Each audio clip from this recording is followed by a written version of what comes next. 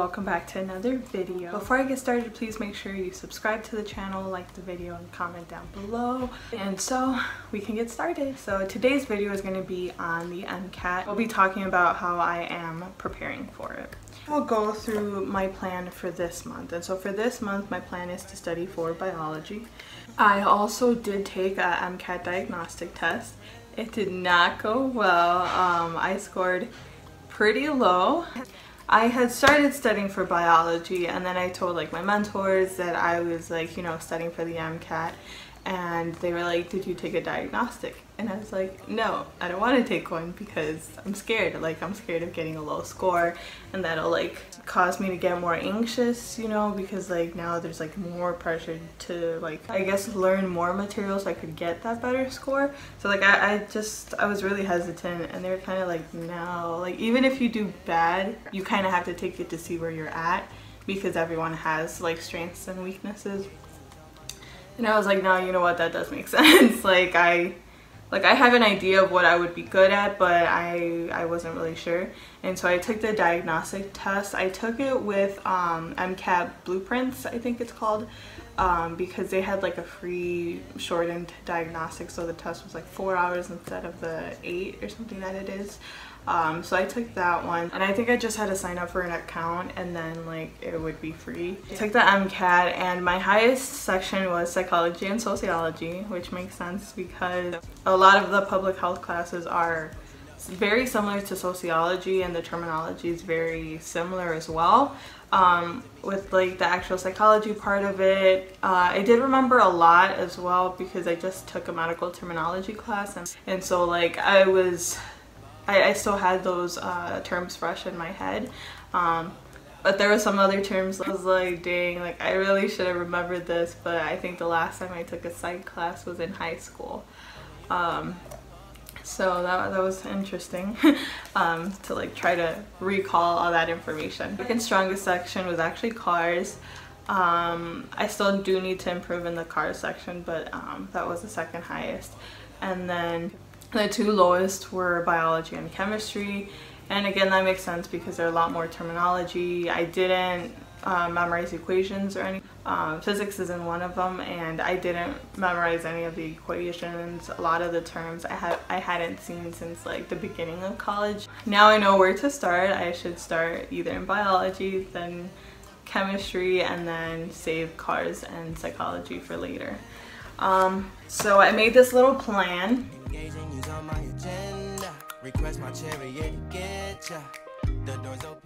Okay, and so this is how my little plan looks like.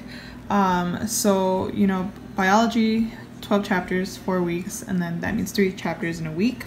And then so this is like my little timeline, and then I broke it down for each week too. So by like August 4th, I want to finish chapter 1, August 6th, I want to finish chapter 2.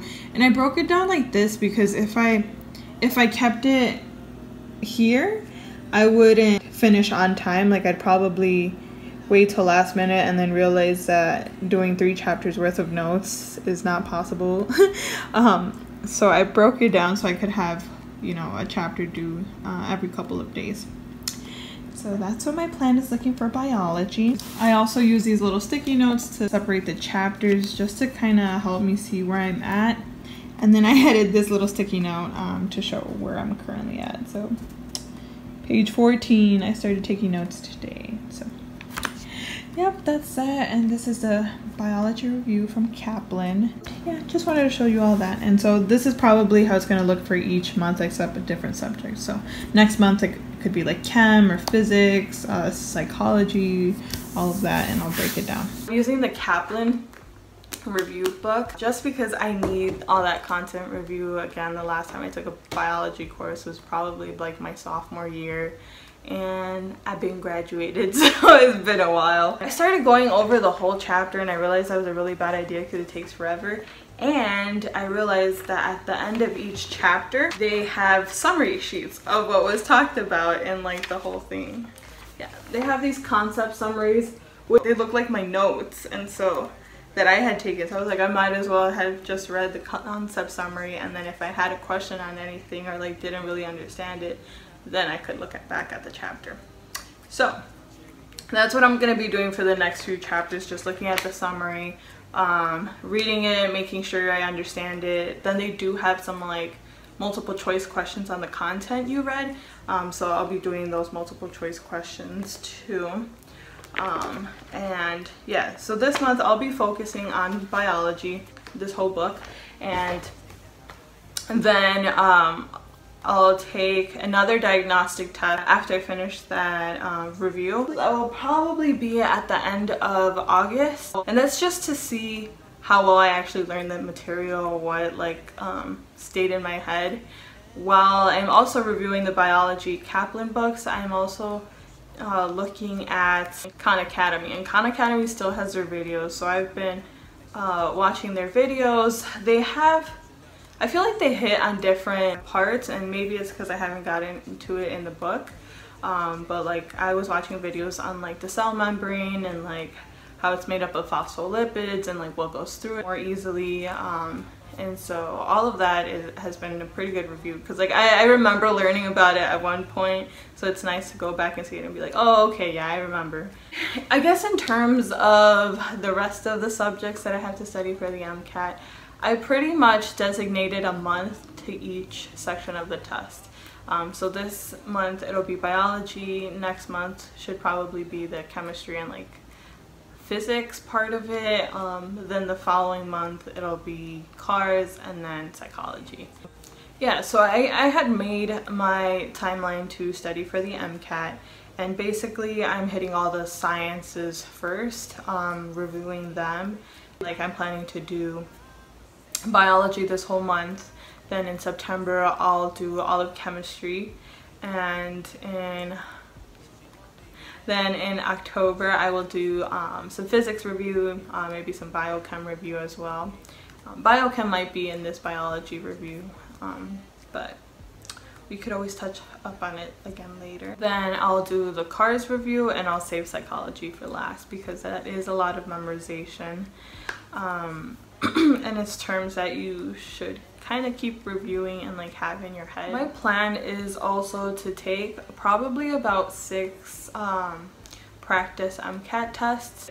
One, so I get used to it, because it is really long. I will keep taking practice tests like to build stamina, but also to practice like how questions are asked, and to see if I'm actually like memorizing the material that I need to know, and like again trying to identify where like my weaknesses are, and like making sure that I'm fixing it and actually doing something about it. And obviously like this month too, it's going to be a lot of trial and error, like trying to figure out when to study, what time works for me.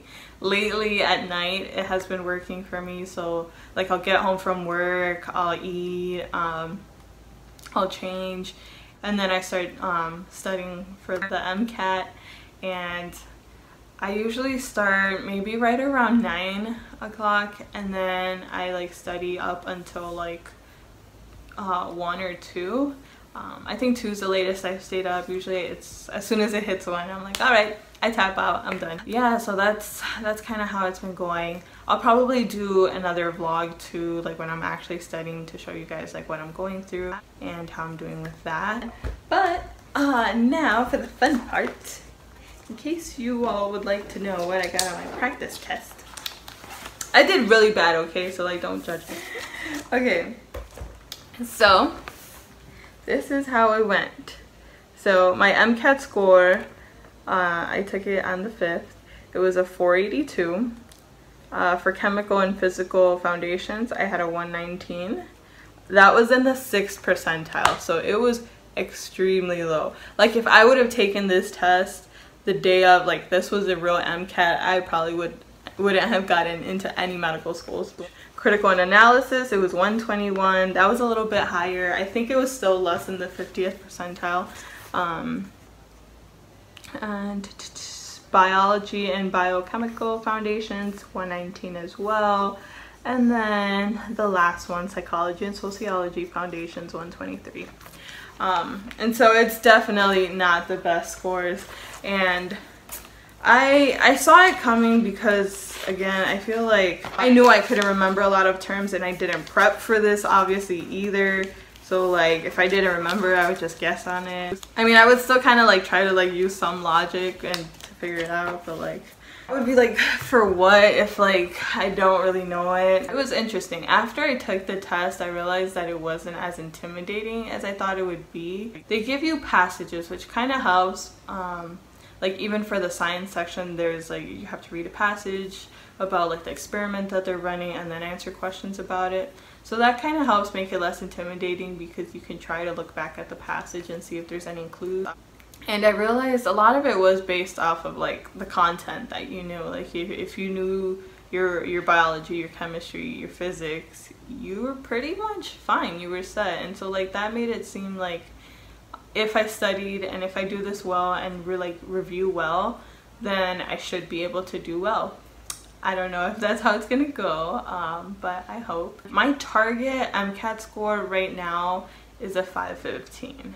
Of course, it would be nice to get higher and get like the 528 or whatever. But realistically, I think for me, a 515 would be the goal. Especially considering too that my diagnostic was so low. Like right now, it sounds pretty intimidating to try to go from a 482, I think it was, to the 515, you know? I'm trying to stay positive and, you know, and be like, oh yeah, I did try. But yeah, we're reviewing and we're going. And yeah, so if anyone has any study tips, I've been trying to watch those YouTube videos as well, like seeing what others have been doing and what works. Please feel free to comment down below. I guess it's kind of hard too when you like don't really know what works for you, what websites are good. There's a lot of websites with like MCAT test prep.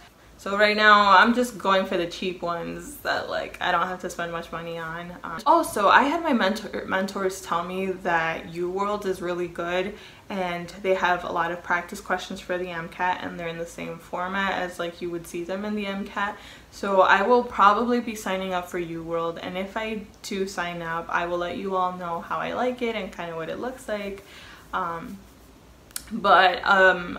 UWorld is very beneficial because you use that to study for the step 1 as well. And so if you're already familiar with like studying with UWorld now for the MCAT, then you'll be prepared once you actually get into medical school and are studying for the step 1. Like you'll kind of have the hang of it and it'll be your best buddy. So I've heard. I'm probably gonna sign up for UWorld. I'm using Khan Academy. And I used MCAT Blueprint to take my free diagnostic test. I'll probably also be using the AMC's website because obviously they're the ones who give the test, so they have more resources that we students can use. So I think there's also sample questions and probably some tests as well that you can take. I'm gonna first try to use up all those free resources and then sign up for the programs and try to use more of that. I think it's starting to feel more real, like actually applying into medical school now that like I am studying for the MCAT, because like it's the MCAT and that's what you need to get into medical school as of now. So I hope you guys enjoyed this video. I hope it wasn't all over the place, but like honestly, this is real life. This is how it works. Like you like try one thing, you try another thing, you try another thing, and then kind of put together your plan that works for you. Please make sure you like the video, comment down below with any motivation you have to give me, and please feel free to subscribe to the channel as well. Let's grow this channel. I'm so excited. We're also almost at 150 subscribers and I'm like, wow, I don't even think I have that many family members. Yeah, that's interesting. But yeah, so thank you guys, and I'll see you in my next video.